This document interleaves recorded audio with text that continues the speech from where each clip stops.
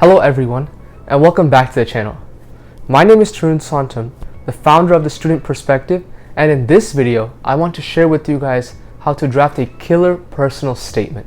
This video is the fourth in a series called College Applications, which you can find the playlist down in the description below. Trust me, I know how hard it is to develop a good personal statement. It took me 4 months before I had a decent personal statement that I could submit to colleges. And we read personal statements and essays online all the time, and we wonder to ourselves, we don't have any life-changing experiences like that. And I'm 100% with you. I'm just a kid who grew up in the suburbs without any major problems. I didn't have any financial hardships, and I wasn't a first-generation college student. I didn't have any major activities to write about from high school, and I definitely didn't want to go down the path of writing about how I was an Indian who moved to America and now have this dual cultural identity, because that's super cliche. So what did I write about? Believe it or not, I wrote about fantasy football. Stupid, I know, but it worked. Even though I wrote about something as mundane as fantasy football, I still got into prestigious programs like Rice, USC, Emory, Northwestern, and a bunch of BSMD programs across the nation. So it shows you that it's not about what you write, but it's about how you portray your ideas in your essay. Like always, I've created a presentation for you guys to keep track of what I'm saying. Let me know down in the comments below or DM us on Instagram if you have any specific questions in regards to your essay. And if you are struggling to come up with essay ideas or just don't know how to write your essay, we here at the Student Perspective have created a team of students who go to prestigious programs across the nation who can help you with your essay writing. And the best part is, all of our one-on-one sessions are free. After all, information like this should be free. A lot of resources out there will either charge an outrageous amount to help you with your essays, or will bait you by saying, we can help you create the best Ivy League essay. Where in reality, this may not be your goal. We here at the Student Perspective have tutors who would be willing to work with you in a one-on-one setting and will help tailor your essay and application to your interests. Just use the sign-up form below in the descriptions to sign up for one-on-one sessions, and we will get back to you as soon as possible. Now let's get straight into the presentation. The personal statement is arguably the most important part of your application. Up until now, all the admissions officers have about you are a bunch of crude facts like your name, address, and school, and a bunch of numbers like your GPA, rank, SAT, and ACT scores.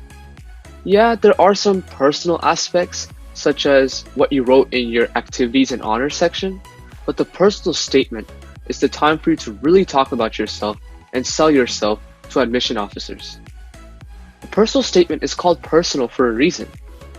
Regardless of what you write about, make sure the story is unique to you.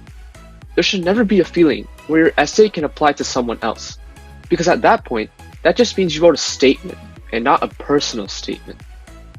And I implore you to write about literally anything. A lot of times, people think that unless you have had a life-changing experience like a death in the family, or a tough beginning like being raised in poverty or a broken home, your essay idea is trash. But this is not the case at all. However, you shouldn't write something so common like that one time you went on a mission trip, or your experience growing up in another country and how moving to the US was a transition for you. These are essays that a lot of people are going to be writing about, so you will easily get lost in the sea of applications. I have helped many people write their personal statements, and perhaps the biggest issue that I see is that far too many people tell and not show. The phrase show not tell is a common phrase that a lot of us have probably heard, but we don't know how to do it. So let me give you an example. An example of telling would be saying, I love pizza, because you're directly telling the reader this fact. This does not really captivate them, and they will be tempted to look over that part. However, you can show that you love pizza by using descriptive adjectives about how a pizza looks or smells to you. You can say how there are islands of pepperoni and a sea of cheese to describe the pizza, and you can say how you were instantly pulled to the aroma of the pizza. This is much more descriptive and fun to read, and you're essentially sharing the same thing, that you love pizza, just in a more interesting way. Another big mistake people make is that they use passive voice instead of active voice. If you do not know the difference, Passive voice is essentially where an action is being done on something, whereas active voice is where something does an action. For example, passive voice would be where you would say, the homework was done by me, whereas active voice would be, I did the homework. Active voice is always stronger than passive voice, so always try to use active voice and only use passive voice if needed. The worst mistake you can do when writing your personal statement is not making it personal. Quick tip here, do not use a thesaurus when writing your essay. Use words that you would normally use to talk to someone. After all, the personal statement is a way of you talking directly to the reader. And definitely use descriptive words when needed, but do not let your essay just be a bunch of super long words. Additionally, do not regurgitate stuff already on your resume, because this makes for a very boring and redundant essay. So, let us talk about ways to actually approach the personal statement. First is the most important part of your essay, the introduction. The introduction is your chance to captivate the reader, because if you have a boring introduction, the reader won't even bother reading the rest of what you have to say. Keep in mind that these readers are going through thousands of essays, so if they find a beginning that is boring, they will skim the rest of the essay or skip it altogether. That's why you should have an interesting hook with your essay. And this isn't a high school essay where you start it off with a quote or a truism. Instead, my approach to the introduction is to start off in the middle of some action, or start off with a personal anecdote. By doing so, you automatically begin to show and not tell, and it's much more interesting to read. Get creative with your essays as well. Treat your essay like a recipe on how to make you, and have the introduction be a list of vital ingredients that make up who you are. Or treat yourself like a game of Who Wants to Be a Millionaire, and start off with a multiple choice question that relates to who you are. One strategy I'm especially fond of is misleading your reader. For example, say you love photography, and your camera is the favorite thing in the world. Describe the camera like it's the most beautiful person that you have ever seen, and then mislead your reader by saying how it's really just a camera and not an actual person. I personally use this misleading strategy, which I will show in the next slide. Essentially, you want to show the main point of your essay and not tell it in the introduction. If you want to talk about how you overcame your fear of public speaking, show an example of how you were a bad public speaker, such as showing that you were shaking on stage when you were giving your first speech, instead of just telling the reader that you were scared and that you are not a good public speaker, because this gets boring really quickly. So here's an example of how I wrote my introduction. This isn't the best introduction out there. I'm pretty sure you can find a lot better introductions than this. I definitely think that this is a good example of how you can mislead your reader into captivating them to read the rest of the essay. So in the beginning of my introduction, you can see how I was developing this really tense and nervous scene through having descriptive adjectives such as burst from hyperventilation or delicate equipment or scrupulous notes. So it sounds like a very high stakes situation. Additionally, if you have seen my last few videos, you would know that I'm a pre-med student. So having this area about how he recently tore his ACL and how it's a devastating injury that could change the whole trajectory of my career makes it seem as if I'm in an operating room or something like that. Whereas in reality, I'm just talking about fantasy football. So you can see how this is an example of misleading your audience, because you're talking about something very serious and then later juxtaposing it to something as mundane as fantasy football, which automatically attracts your reader. So now let's talk about the meat of your essay, or basically the body of your essay.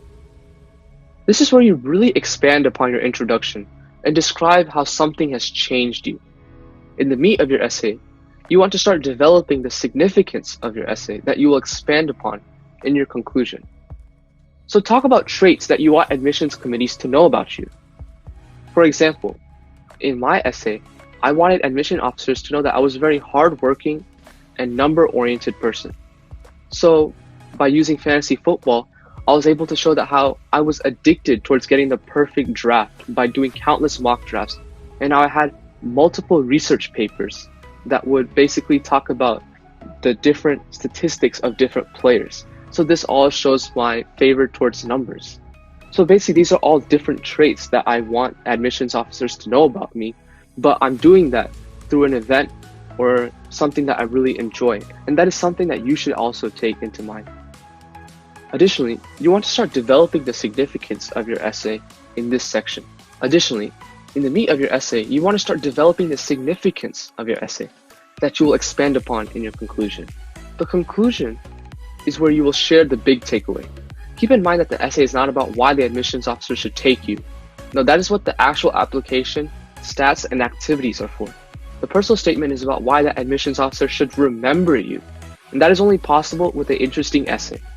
Additionally, in the conclusion of your essay, you want to describe your outlook on the future and what you expect to gain out of college. Your past is only part of who you are, so what you're doing now and what you plan on doing is just as, if not more important. Some of you already have your essay drafted, which in that case is amazing. But for most people, they're still struggling with ideas on how to write their essay. Let me share with you how I prepped. Essentially, I wanted to know how a good essay looked like. I searched online a few essays that people use to get into elite schools. But let me tell you right now, don't look at too many essays. When you do, you will start getting confused about how to approach your essay because there are infinite ways of doing so. And I don't think this has to be said, but do not copy other people's essay. That is just a clear example of plagiarism. Additionally, do not always just Google Ivy League essays that worked, because a lot of times these essays will not be applicable to who you are, and they can make you feel like your idea is trash, whereas in reality it may be good. Down in the description below, I've listed a couple of resources with very good essays that you can look at for inspiration. To come up with an idea, brainstorm about what you want to talk about. You can literally talk about anything. After all, it's mainly about the execution and not so much the idea. My approach to coming up with ideas is go big or go home. If you want to get into a high-ranking school, you're going to have to be super risky in order to stand out. So talk about something that people don't normally talk about. So for my example, I talked about fantasy football. I could have very well easily talked about how I grew up in India and moved to the US, but I feel like that's a topic that a lot of other people will be talking about. Instead, think about a topic that not many people will be talking about. For example, if you're a really avid sports fan, you could talk about how your life is like a simulation of NBA 2K and how your life is very similar to my career. That's just an idea for those of you out there. I know many people, including myself, need assistance with essay writing. So we here at the Student Perspective have top-class tutors who got into elite programs across the nation that can help you with your essay. So make sure to fill out the one-on-one form below down in the description if you are interested. So there you have it.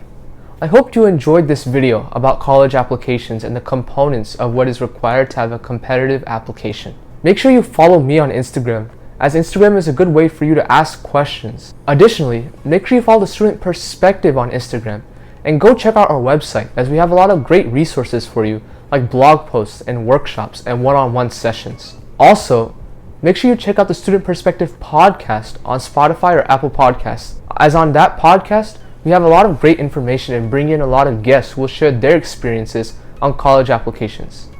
Thank you, and I hope to see you guys next time.